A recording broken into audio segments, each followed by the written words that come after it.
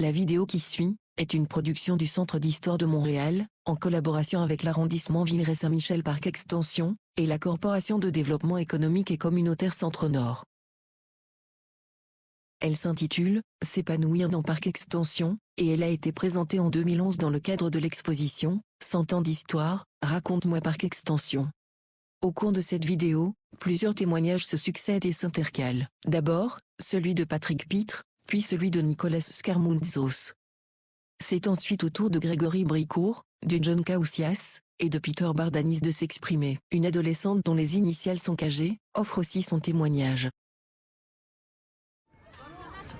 Dans une aire de jeu, des enfants de toutes origines s'amusent dans des structures. Certains parents discutent entre eux, d'autres jouent avec les enfants. Chez lui, Patrick Pitre témoigne. 81-88 Bloomfield, à côté, c'est des champs vacants. On fait quoi? Hiver? Patinoire? On n'attend pas après la ville pour le faire.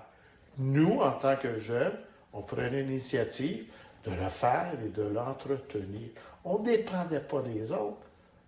Ce qu'on nous enseignait, c'est l'indépendance. Débrouille-toi. Et on le faisait. Et quand ils ont construit notre champ-là, bien, Douville, il y avait un terrain à côté. On faisait la patinoire à cet endroit-là. Mon père, qui disait que quand il était jeune, il jouait au hockey avec un nommé Dickie Moore, qui était dans le Hall of Fame. Alors, il y a des gens d'excellence qui sont issus de Parkex. La fierté d'être né et de grandir à Parkex, je l'ai encore. Puis je pense, si ça paraît pas, là, je vais le répéter. Je pense que le sport, c'est merveilleux. On sort, on fait de l'exercice, on rencontre du monde. On apprend à travailler en équipe, les familles se retrouvent à l'aréna. Les mères et les pères viennent voir leurs enfants jouer. Un voyage organisé permet de créer des liens. Je me souviens quand j'étais jeune, on est parti à Plattsburgh. J'ai fait pareil comme entraîneur de baseball. On y a dormi, fait des batailles d'oreillers, mangé de la pizza. Avec la génération que tu parles de maintenant, ils passent plus de temps à rester chez eux, l'ordinateur, les jeux vidéo. Ils ne s'impliquent pas vraiment. C'est pour ça que nous, on est là pour aller leur prendre, juste leur tirer un petit peu, pour dire, viens faire ça. Essayer de les intégrer dans les activités. Parce que les activités qu'on donne, c'est mieux que PlayStation, oui, Xbox, Internet. Oui, c'est clair. Dit Grégory Bricourt. Parce que t'imagines que dans l'Internet, les jeux de vidéo, tu dois faire quelque chose, nous on te montre quelque chose que tu pourrais montrer plus tard aussi. Beaucoup de rues de Parkex ont une ruelle en arrière, donc on jouait dans la ruelle. Le hockey était le sport. On montait les filets et on se trouvait des gardiens. On jouait souvent. Avez-vous fait d'autres sports? On jouait à la tag. On courait partout. À cet âge, on avait de l'énergie à revendre. On jouait au basketball de temps à autre, au baseball aussi. Pour les grands sports d'équipe, il fallait aller au parc Jarry. Un parent nous accompagnait. C'était une sortie pour toute la journée. On utilisait les installations du parc Jarry qui n'étaient pas loin. Si on voulait s'amuser dans un terrain de jeu pour se balancer, par exemple, on allait sur Champagneur. Non, ce n'était pas là, mais au coin de Bloomfield et de Ball. Il y avait un parc avec des balançoires, des bascules et des tourniquets. Ce qui est aujourd'hui le complexe William Hingston, était à l'origine une école secondaire de la Commission scolaire catholique, de la CSDM.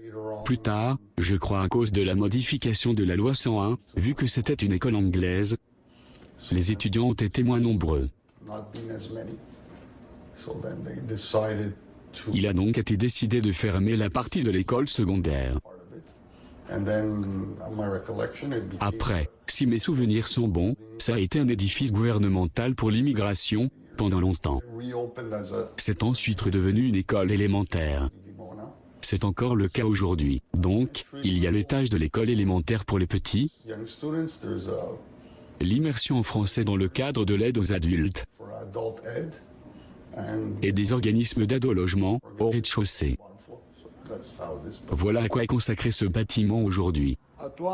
Une fois, un enseignant avait fait un sondage. L'école comptait 43 nationalités représentées. Il y avait 95% de Grecs. Ensuite, graduellement, les Grecs ont commencé à partir à Laval. Dit Peter Bardanis. Ensuite, les Haïtiens sont venus s'installer. Si tu vas pour passer du temps. Ben, il y a les centres de jeunesse, comme ici. Il y a le centre XR, il y a Mainstein, comme vous l'avez dit. Il y a le centre de jeunesse uni. Il y a aussi d'autres, comme la cuisine collective qui donne des cours de cuisine. Il y a des cours de langue, beaucoup de cours de langue dans le quartier de Parc Extension. Il y a... Des fois, je reste chez moi aussi. Je sors avec mes amis.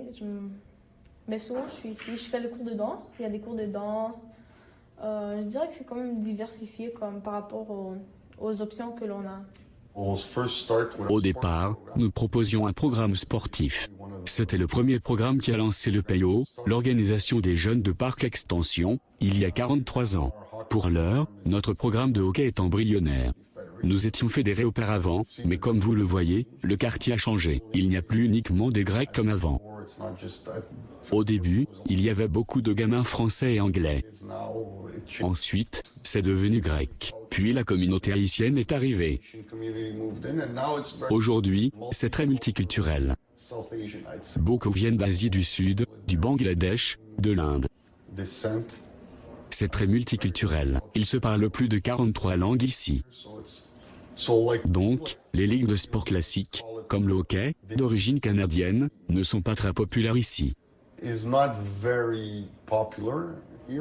Parce que plusieurs des enfants qui viennent d'arriver ne comprennent pas les règles du jeu. C'est très difficile. L'équipement coûte très cher. Donc, en ce moment, on a du hockey. Environ 60 gamins apprennent à patiner et on leur enseigne les règles de base du jeu. Nous offrons du cricket, c'est le nouveau sport du quartier. On a une équipe fédérée, il y a pas mal de gamins. C'est la merveilleuse Madame Saïd qui s'en occupe. Elle est originaire d'Asie du Sud. D'habitude, dans le sport, c'est très rare qu'une femme tienne les rênes, mais elle est vraiment excellente. Avant, on avait la réputation de mauvais garçons. Nous étions les petits durs à cuire anglophones, venus jouer au hockey chez les francophones. Mais, récemment, comme je l'ai dit, notre vocation a changé. Nous ne proposons plus uniquement du sport, on offre des activités plus socio-économiques. Bien sûr, on commet des erreurs, personne n'est parfait. Cela dit, je pense que bien des gens du quartier utilisent les services offerts par l'organisme à bon escient. Dans l'aire de jeu déjà présenté en début de vidéo, des enfants de toutes origines continuent de s'amuser sous les regards attentifs des parents. S'épanouir dans Parc Extension, une réalisation d'Antonio Pierre de Almeida, une audiodescription et locution.